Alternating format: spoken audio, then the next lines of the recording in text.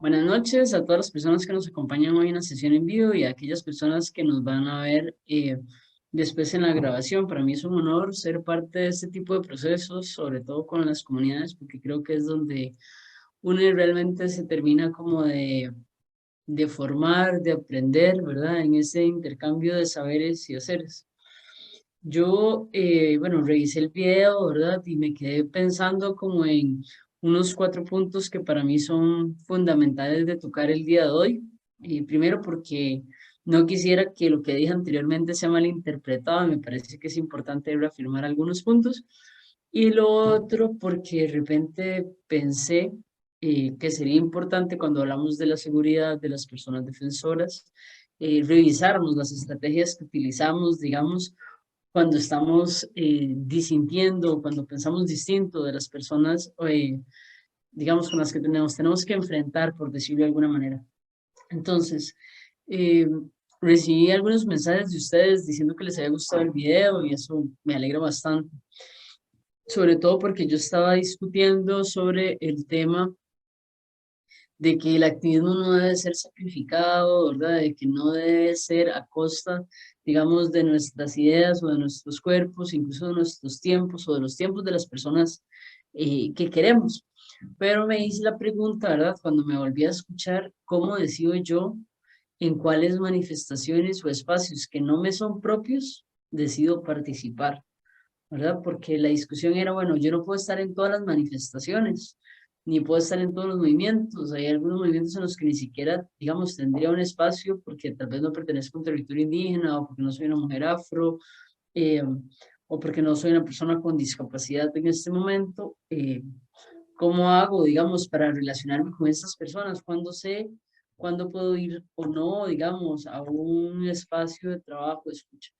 Yo creo que no hay, digamos, como una receta sobre cómo debemos de involucrarnos en los movimientos en los que no nos son propios o cómo establecer esos diálogos. Sin embargo, a mí me parece que la clave para poder priorizar en cuáles movimientos sí puedo estar o cuáles luchas puedo estar, tiene que ver con la capacidad que tenemos las personas de aprender.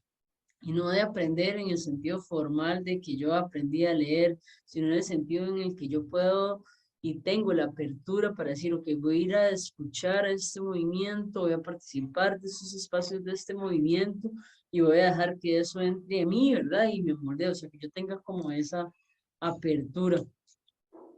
Voy a escribir aquí porque es el aprender con H, no el aprender de aprender corrientemente, digamos, de los procesos de enseñanza y aprendizaje de la educación formal, sino tiene que ver con cómo yo incorporo esos otros movimientos para ir moldeando lo que yo hago en mi propio movimiento, en mi propia organización, en mi propia eh, comunidad. O sea, como yo tengo esa apertura, ese sentipendeseo, le digo yo, esa posibilidad de sentir, pensar y desear, que yo necesito y quiero y pienso que este grupo puede hacer acciones para mejorar el trabajo que hacen, el trabajo que hago, ¿verdad? O sea, que esos sean espacios de diálogo, ¿verdad?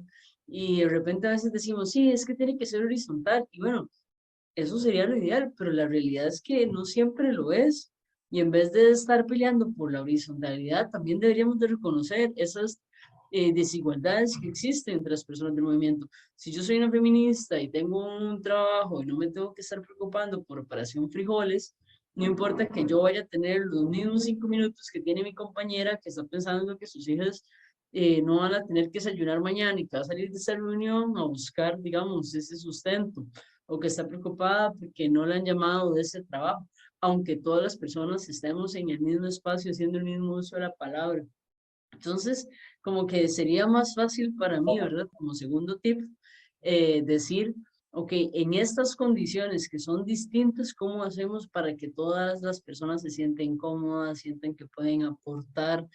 Sentimos que nos estamos preocupando por esas personas también y cómo mejoramos, digamos, esas condiciones desiguales a lo interno eh, de los movimientos. Yo creo que que hay como dos cosas que son fundamentales, además de estas que menciono, que tienen que ver con cómo yo me intereso en los procesos de otros movimientos, de otras comunidades, ¿verdad? Yo voy y llego y una vez digo, ay, vean, eso no sirve porque yo lo hice en mi comunidad y eso no funcionó, ¿verdad?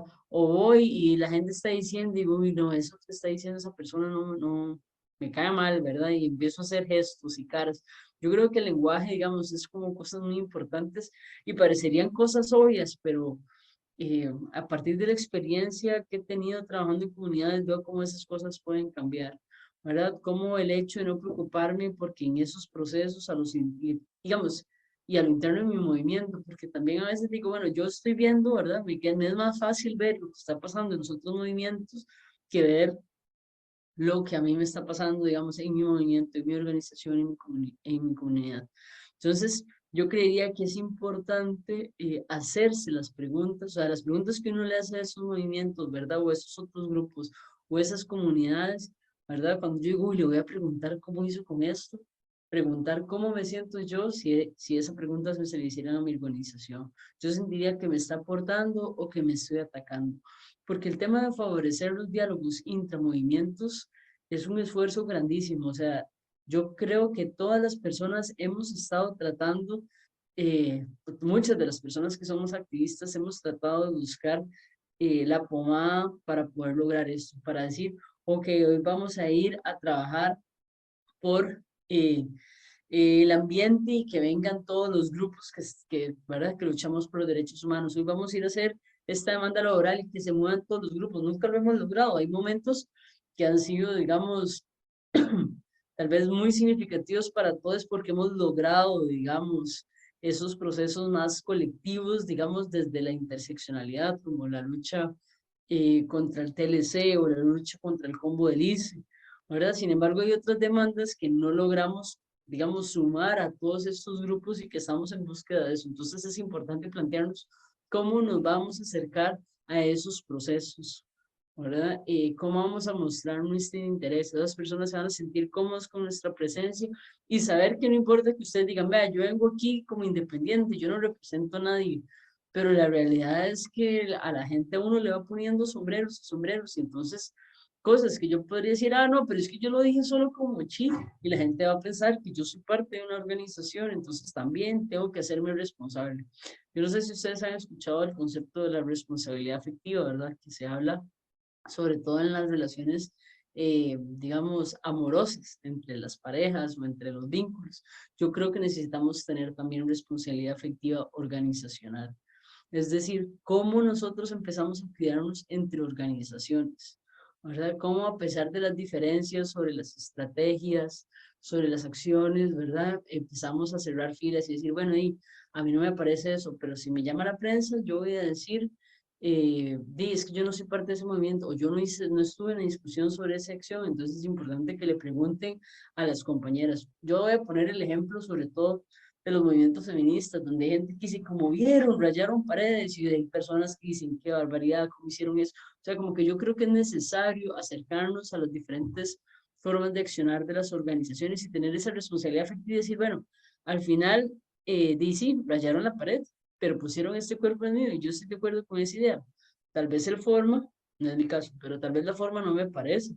Pero de nada sirve que yo empiece a generar procesos de ruptura dando declaraciones a una prensa, por ejemplo, o hablando con otros grupos, ¿viste? Qué barbaridad lo que hizo esa organización, hizo esta acción directa, a mí no me parece, porque eso no significa un retroceso, ya no van a querer a las feministas en la comunidad, entonces como que me parece que es importante tener esta responsabilidad afectiva. La otra cosa que les quería comentar el día de hoy está relacionado con qué pasa con los grupos que son antiderechos, qué pasa con las personas que no somos aliadas. Y ahí puede ser que lo que diga vaya a ser un poco, y tal vez la gente no la comparte y está bien, no tienen que creerme. Yo puede ser que lo que diga hoy eh, ya mañana no sea verdad. Puede ser que, que hayan cosas que yo diga basada en mi experiencia en la universidad, pero la universidad no es el único ente que genera conocimiento y ni siquiera es el más importante. Lo otro es que todo lo que yo digo está basado ahí como en mi experiencia, ¿verdad? Y puede ser que no sea la experiencia de ustedes, Entonces yo les invito a que no me den la razón, sino más bien a que se hagan preguntas, que me hagan preguntas, digamos, en función de lo que yo les estoy diciendo.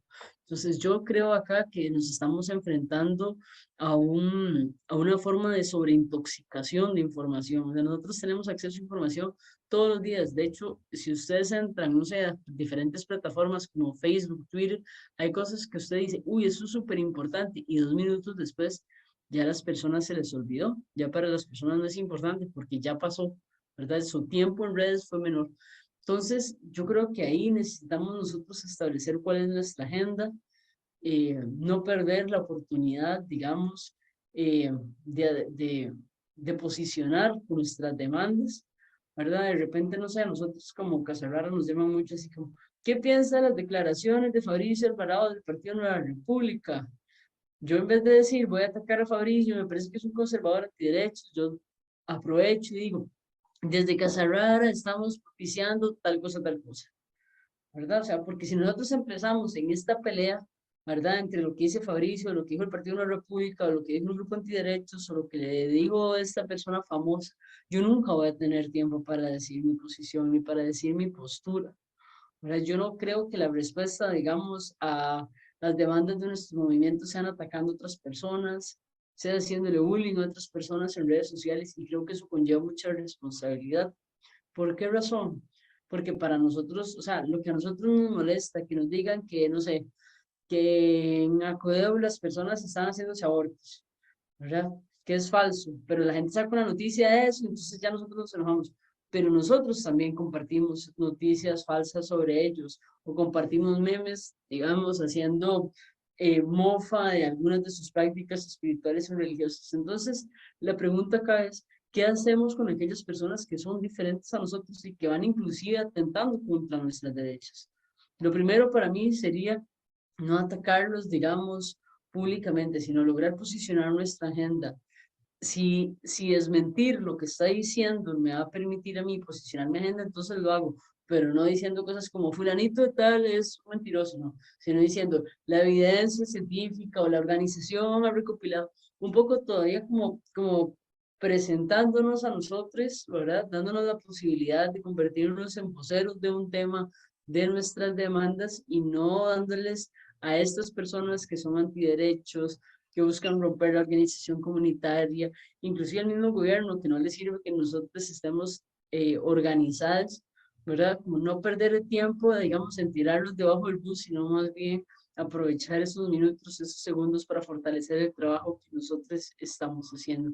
Y yo creo que si nosotros dejamos, digamos, de compartir, por ejemplo, estas fake news, o de revivir, digamos, noticias, por ejemplo, a veces nos pasa mucho en los chats, vea tal cosa, ¿verdad? Qué barbaridad lo que dijo fulano. Eso tampoco nos ayuda a construir nuestra salud mental.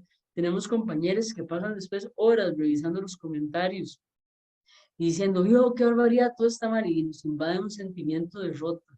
Yo creo que la salud mental, cuando estamos hablando de la seguridad de las personas, de los movimientos, es fundamental. O sea, nosotros necesitamos tener claridad, tener espacios para el disfrute, para la recreación, ¿verdad? Y la estrategia, por ejemplo, de hacerle frente a las fake news, me parece que nos va a permitir dar la discusión de una forma más sana, más íntegra y con mayor rédito para nuestras organizaciones.